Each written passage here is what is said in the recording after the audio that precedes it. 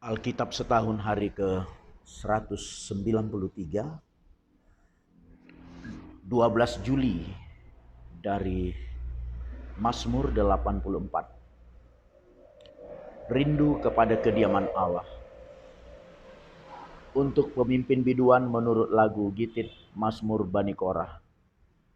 Betapa disenangi tempat kediaman-Mu, ya Tuhan semesta alam. Jiwaku hancur karena merindukan pelataran-pelataran Tuhan. Hatiku dan dagingku bersorak-sorai kepada Allah yang hidup. Bahkan burung pipit telah mendapat sebuah rumah, dan burung layang-layang sebuah sarang, tempat menaruh anak-anaknya. Pada mesbah-mesbah-Mu, ya Tuhan semesta alam, ya Rajaku dan Allahku. Berbahagialah orang-orang yang diam di rumah-Mu, yang terus-menerus memuji-muji Engkau. Berbahagialah manusia yang kekuatannya di dalam Engkau, yang berhasrat mengadakan ziarah.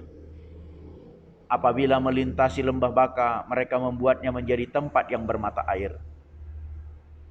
Bahkan hujan pada awal musim menyelubunginya dengan berkat. Mereka berjalan makin lama makin kuat, hendak menghadap Allah di Sion. Roma 1. Dari Paulus, hamba Kristus Yesus, yang dipanggil menjadi rasul dan dikuduskan untuk memberitakan Injil Allah.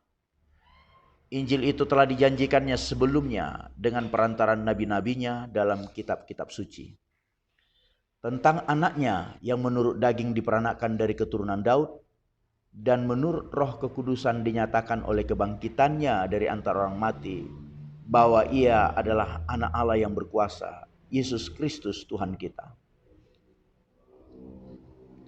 Dengan perantaranya kami menerima kasih karunia dan jabatan rasul untuk menuntun semua bangsa, supaya mereka percaya dan taat kepada namanya. Kamu juga termasuk di antara mereka, kamu yang telah dipanggil menjadi milik Kristus. Kepada kamu sekalian yang tinggal di Roma yang dikasihi Allah, yang dipanggil dan dijadikan orang-orang kudus, kasih karunia menyertai kamu, dan damai sejahtera dari Allah Bapa kita dan dari Tuhan Yesus Kristus. Pertama-tama aku mengucap syukur kepada Allahku oleh Yesus Kristus atas kamu sekalian. Sebab telah tersiar kabar tentang imanmu di seluruh dunia. Karena Allah yang kulayani dengan segenap hatiku dalam pemberitaan Injil anaknya adalah saksiku, bahwa dalam doaku aku selalu mengingat kamu. Aku berdoa semoga dengan kehendak Allah aku akhirnya beroleh kesempatan untuk mengunjungi kamu.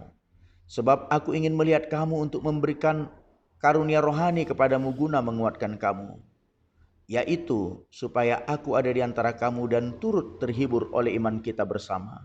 Baik oleh imanmu maupun oleh imanku. Saudara-saudara, aku mau supaya kamu mengetahui bahwa aku telah sering berniat untuk datang kepadamu, tetapi hingga kini selalu aku terhalang, agar di tengah-tengahmu aku menemukan buah, seperti juga di tengah-tengah bangsa bukan Yahudi yang lain. Aku berhutang baik kepada orang Yunani maupun kepada orang bukan Yunani, baik kepada orang terpelajar maupun kepada orang tidak terpelajar. Itulah sebabnya aku ingin untuk memberitakan Injil kepada kamu juga yang diam di Roma. Sebab aku mempunyai keyakinan yang kokoh dalam Injil, karena Injil adalah kekuatan Allah yang menyelamatkan setiap orang yang percaya. Pertama-tama orang Yahudi tetapi juga orang Yunani. Sebab di dalamnya nyata kebenaran Allah yang bertolak dari iman dan memimpin kepada iman. Seperti ada tertulis, orang benar akan hidup oleh iman. 2 Raja-Raja 23 hingga 24 ayat 7. Sesudah itu raja menyuruh orang mengumpulkan semua tua-tua Yehuda dan Yerusalem. Kemudian pergilah raja ke rumah Tuhan dan bersama-sama dia semua orang Yehuda dan semua penduduk Yerusalem, para imam, para nabi dan seluruh orang awam, dari yang kecil sampai yang besar. Dengan didengar mereka ia membacakan segala perkataan dari kitab perjanjian yang ditemukan di rumah Tuhan itu. Sesudah itu berdirilah raja dekat tiang dan diadakannya lah perjanjian di hadapan Tuhan untuk hidup dengan mengikuti Tuhan dan tetap menuruti perintah-perintahnya, peraturan-peraturannya dan ketetapan-ketetapannya dengan segenap hati dan dengan segenap jiwa dan untuk menepati perkataan perjanjian yang tertulis dalam kitab itu. Dan seluruh rakyat turut mendukung perjanjian itu.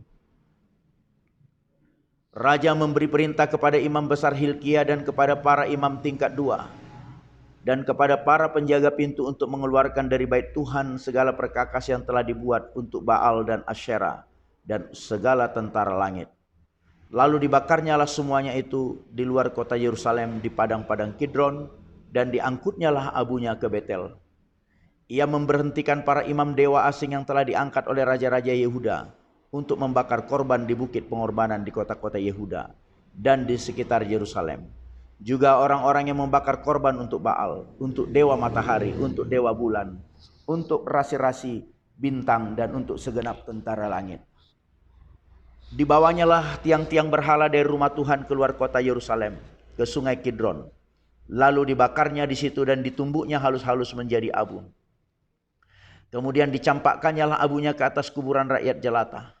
Ia merobohkan petak-petak pelacuran bakti yang ada di rumah Tuhan, tempat orang-orang perempuan bertenun sarung untuk Asyera. Disuruhnyalah datang semua imam dari kota-kota Yehuda. Lalu ia menajiskan bukit-bukit pengorbanan, tempat para imam itu membakar korban, dari Geba sampai Bersheba. Dirobohkannya pula bukit-bukit pengorbanan di pintu-pintu gerbang yang ada dekat lubang pintu gerbang Yosua, penguasa kota itu, yang ada pada sebelah kiri kalau orang memasuki pintu gerbang kota itu. Tetapi para imam bukit-bukit pengorbanan itu tidak boleh naik ke mezbah Tuhan di Yerusalem. Hanya mereka boleh memakan roti yang tidak beragi di tengah-tengah saudara-saudara mereka. Ia menajiskan juga Tofet yang ada di lembah Ben Hinnom, supaya jangan orang mempersembahkan anak-anaknya sebagai korban dalam api untuk dewa Molok. Dibuangnyalah kuda-kuda yang ditaruh oleh raja-raja Yehuda untuk dewa matahari di pintu masuk ke rumah Tuhan, dekat bilik Natan Melek, pegawai istana, yang tinggal di gedung samping. Juga kereta-kereta dewa matahari dibakarnya dengan api. Mezbah-mezbah yang ada di atas soto, tempat peranginan Ahaz yang dibuat oleh raja-raja Yehuda, dan mezbah-mezbah yang dibuat Manasye di kedua pelataran rumah Tuhan, dirobohkan oleh raja dan diremukkan di sana. Lalu dicampakkannya abunya ke sungai Kidron. Bukit-bukit pengorbanan yang ada di sebelah timur Yerusalem, di sebelah selatan bukit kebusukan, dan yang didirikan oleh Salomo, raja Israel, untuk Asyitoret, dewa kejijikan sembahan orang Sidon, dan untuk Kamos, dewa kejijikan sembahan Moab, dan untuk Milkom, dewa kekejian sembahan orang Amon, dinajiskan oleh raja. Ia memecahkan tugu-tugu berhala dan menebang tiang-tiang berhala. Lalu ditimbuninya tempat-tempat itu penuh dengan tulang-tulang manusia. Juga mezbah yang ada di Betel, bukit pengorbanan yang dibuat oleh Yerobeam bin Nebat yang mengakibatkan orang Israel berdosa. Mezbah dan bukit pengorbanan itu pun dirobohkannya dan batu-batunya dipecahkannya. Lalu ditumbuknya halus-halus menjadi abu dan dibakarnyalah tiang berhala. Dan ketika Yosia berpaling, dilihatnyalah kuburan-kuburan yang ada di gunung di sana. Lalu menyuruh orang mengambil tulang-tulang dari kuburan-kuburan itu, membakarnya di atas mezbah dan menajiskannya, sesuai dengan firman Tuhan yang telah diserukan oleh abdi Allah yang telah menyerukan hal-hal ini. Ia berkata, apakah tanda keramat yang kulihat ini? Lalu orang-orang di kota itu menjawab dia, itulah kuburan abdi Allah yang sudah datang dari Yehuda dan yang telah menyerukan segala hal yang telah kau lakukan terhadap mezbah Betel ini. Lalu katanya, biarkanlah itu, janganlah ada orang yang menjamah tulang-tulangnya. Jadi mereka tidak mengganggu tulang-tulangnya dan tulang-tulang nabi yang telah datang dari Samaria itu.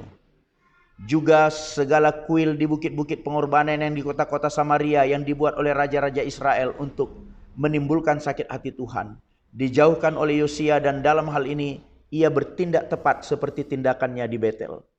Ia menyembelih di atas mezbah-mezbah itu semua imam bukit-bukit pengorbanan yang ada di sana, dan dibakarnya tulang-tulang manusia di atasnya. Lalu pulanglah ia ke Yerusalem. Kemudian raja memberi perintah kepada seluruh bangsa itu, rayakanlah Paskah bagi Tuhan Allahmu, seperti yang tertulis dalam kitab perjanjian ini. Sebab tidak pernah lagi dirayakan Paskah seperti itu sejak zaman para hakim yang memerintah atas Israel, dan sepanjang zaman raja-raja Israel dan raja-raja Yehuda. Tetapi barulah dalam tahun ke-18 zaman Raja Yosia Paskah ini dirayakan bagi Tuhan di Yerusalem.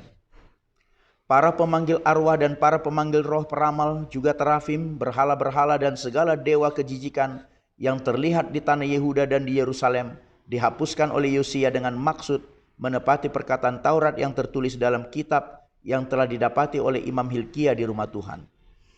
Sebelum dia tidak ada raja seperti dia yang berbalik kepada Tuhan dengan segenap hatinya, dengan segenap jiwanya dan dengan segenap kekuatannya, sesuai dengan segala Taurat Musa.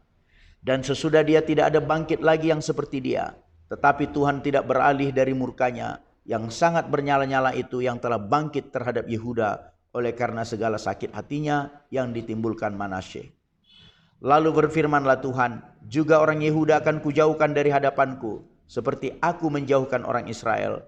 Dan aku akan membuang kota yang kupilih ini, yakni Yerusalem, dan rumah ini walaupun aku telah berfirman tentangnya, namaku akan tinggal di sana. Selebihnya dari riwayat Yosia dan segala yang dilakukannya, bukankah semuanya itu tertulis dalam kitab sejarah raja-raja Yehuda? Dalam zamannya itu majulah Fir'aun Neko, raja Mesir, melawan raja Asyur di tepi sungai Efrat. Raja Yosia pergi menghadapi dia, tetapi Fir'aun membunuhnya di Megido, segera sesudah ia melihatnya. Pegawai-pegawainya mengangkut mayatnya dengan kereta dari Megido dan membawanya ke Yerusalem. Kemudian mereka menguburkannya dalam kuburnya sendiri. Maka rakyat negeri itu menjemput Yoahas anak Yosia, mengurapi dia dan mengangkat dia menjadi raja menggantikan ayahnya. Yoahas berumur 23 tahun pada waktu ia menjadi raja, dan 3 bulan lamanya ia memerintah di Yerusalem. Nama ibunya ialah Hamutal binti Yeremia dari Libna. Ia melakukan apa yang jahat di mata Tuhan, tepat seperti yang dilakukan oleh nenek moyangnya. Fir'aun Neko mengurung dia di Ribla, di tanah Hamad, supaya jangan ia memerintah di Yerusalem lagi. Lagi Fir'aun membebankan kepada negeri itu denda sebesar 100 talenta perak dan 10 talenta emas. Fir'aun Neko mengangkat Elyakim anak Yosia menjadi raja menggantikan Yosia ayahnya, dan menukar namanya dengan Yoyakim. Tetapi Yoahas di bawahnya. Yoahas tiba di Mesir dan mati di sana. Yoyakim memberi emas dari perak itu dan perak itu kepada Fir'aun, tetapi ia menarik pajak dari negeri supaya dapat memberi uang itu. Sesuai dengan titah Fir'aun, ia menagih emas dan perak itu dari rakyat negeri, dari setiap orang menurut jumlah ketetapan pajaknya, untuk memberikannya kepada Fir'aun Neko. Yoyakim berumur 25 tahun pada waktu ia menjadi raja, dan 11 tahun lamanya ia memerintah di Yerusalem. Nama ibunya ialah Zebuda binti Pedaya dari Rumah. Ia melakukan apa yang jahat di mata Tuhan, tepat seperti yang dilakukan oleh nenek moyangnya. Dalam zamannya majulah berperang Nebukadnezar raja Babel. Lalu Yoyakim menjadi takluk kepadanya 3 tahun lamanya. Tetapi kemudian Yoyakim berbalik dan memberontak terhadap dia.